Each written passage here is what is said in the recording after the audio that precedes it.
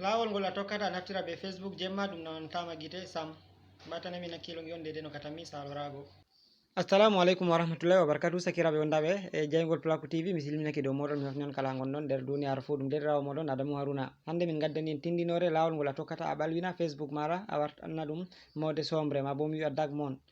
Yake feere a tawan aɗo connecti jemma ɗo yewtida be yimɓe ko aɗo lara kuje feere ha Facebook a tawa ɗum ɗo laaɓi ɗum wawan nawnangoma gite. Ɗuɓɓe nder moɗon ɗum no ƴama min ha ɓawo lawol ngol mi tokkata mi warta ɗum ɓalejum warta ko waɗa miɗo connecti jemma miɗo lara hunde ɗum nawnantayam gite. Dalila majum min gaddani on tindinore man ɗo. Arande man ɗo ni to a wari a nastan Play Store a yaha to aɗo mari Facebook Lite ma a yaha a wanna ɗum updating a yaha a wanna ɗum mise à jour to ɗum ɗo ɗaɓɓita wannigo mise à jour. To a wala ɗum bo a yaha télécharge ɗum. Arande man ɗo ni to a wari a nasta nder Play Store maɗa banni mi tammi moe fu e andi Play Store muɗum. Ɓawo to nasti Play Store a wari babal windugo ɗo a tabbitina a windi Facebook Lite ba a lari windi ɗo ba a lari windi Facebook Lite ɗo a tabbitina a windi ɗum. To a windi ɗum a memi dow majum waɗi recherche ɗum waddonete nda Facebook Lite man mi tammi on pat moɗon andi Facebook Lite.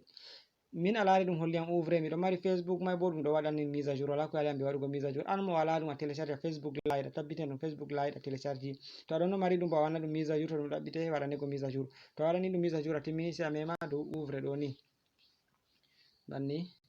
Ɓawo to a memi dow ouvre sai a rena ɗum waɗone ma ɗum maɓɓitanoma déjà lari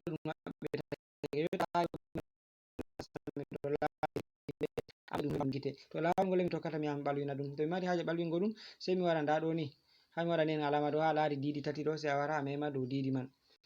Ɓawo to a memi dow didi man ɗum waddonete banni to ɗum waddanima banni sai a dirto les be hakkilo a dirto les be hakkilo sai to a wari babal parametre ɗo to sai acca parametre man a waɗa chattel ngol gongol les parametre man a lari nda ɗo ɓeɗo windi mode sombre. To téléphone maɗa be anglais woni a laran ɓeɗo windi dag mon.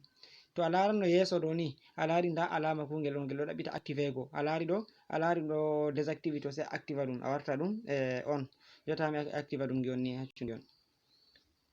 Jotta nda mi memi dow majum mi activi ɗum a lari diga active go ɗum a lari ɗum ɓalwi. Jotta mi wawan mi waɗa retour mi waɗa ɗo mi waɗa mi lara ko mi larata a lari ɗum ɓalwi jotta wala ko yaliam be mi lara ko jemma ɗum nawnayam gite. To ɗon lawol koyngol ngol a tokkata a wara a activa ɗum.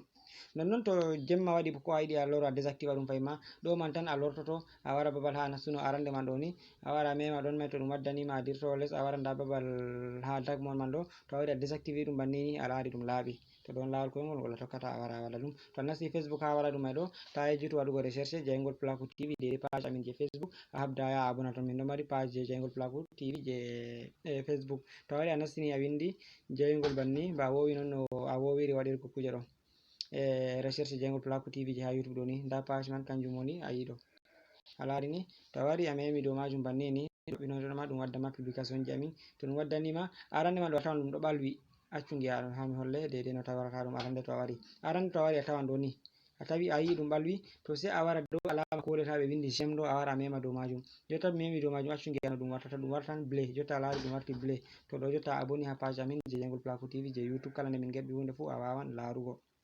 Nonnon hedde ko timmini video mai ɗo miɗo siftinora ɓen ɓe abonai ha channel min jeygol Plaku TV YouTube ma bo hande on arani maɗa warugo ta yejjutu warugo nda babal ɗo ha ɓe windi zabone ɗo a lari ni ha alama bindi boɗeji ɗo a lari ha maɗen alama ɗo a wara mema dow majum. Ɓawo to a memi dow majum ayi bindi man ɗi garti ɓaleji nda kungel feere ɗo ɓe gaddigel banta lenguru sai a mema dow magel banni. Ɓawo to a memi dow magel a lari kon garti hankon taton sai a wara a mema ngel dow ngel dow a memata to a memi ngel ɗo kala nde min gerɓi video fu ɓe gerɓonete ɓe kulluma min gerɓi video ta yejjutu warugo waɗa ɗo like a lari alama kolel ɗo ha mi waɗani en kuje ɗo a lari video ɗo ngol mari like ko watta 150 to ta yejjita waɗugo like jem a wara mema dow majum banni. To a memi dow majum ayi ndu warti am blé ta yejjutu warugo babal ɗo babal partage go a partage dedei link man ɗo to a memi babal partage go ɗo banni ɗum waddonete dedei nda WhatsApp Facebook to marɗa haje yerbugo ɗum a wawan cufta WhatsApp ko Facebook a partage link man heɓa yimɓe ɗuɗɓe nasta ndara heɓa dedei kugal mai ɗo ngal yaha yeso. Nonnon to on mari haje min tindino dedei no lawol ngol a tokkata ɓalwina WhatsApp maɗa min tindino ɗum ha ɓawo dedei wonɓe ha groupe ji amin je WhatsApp amma min gaɗai ɗum je YouTube. To on mari haje dirto e ngare les ɗo babal commentary a dirto les a wara nda babal commentary ɗo ni nda babal commentary a wara a windanami a wima min a mari haje min gaɗana on video dow lawol ngol goɗɗo ɓalwinirta WhatsApp muɗum ko ɗon connecti jemma ɗum nawnanta ɗum gite ma bo a ɓalwina YouTube maɗa on dari min jotta YouTube an ɗo e ɗum ɓalwi jotta ko mi wi mi laran hunde feere jemma ɗum damantayam gite. To ɗon mari haje min tindina on lawol ngol a tokkata a ɓalwina YouTube maɗa ko WhatsApp maɗa ko Instagram maɗa dedei ko marɗo mbawai yahugo ha les comment on mbiya min ga to min gi dedei yimɓe ɗuɗɓe koda ko watta yimɓe 50 mbi min mari haje to min kabda min bo min gaɗana en dedei video man ɗo. On jarama bandiraɓe fulɓe ɗum derrawo moɗon Adamu Haruna. Wassalamu alaikum.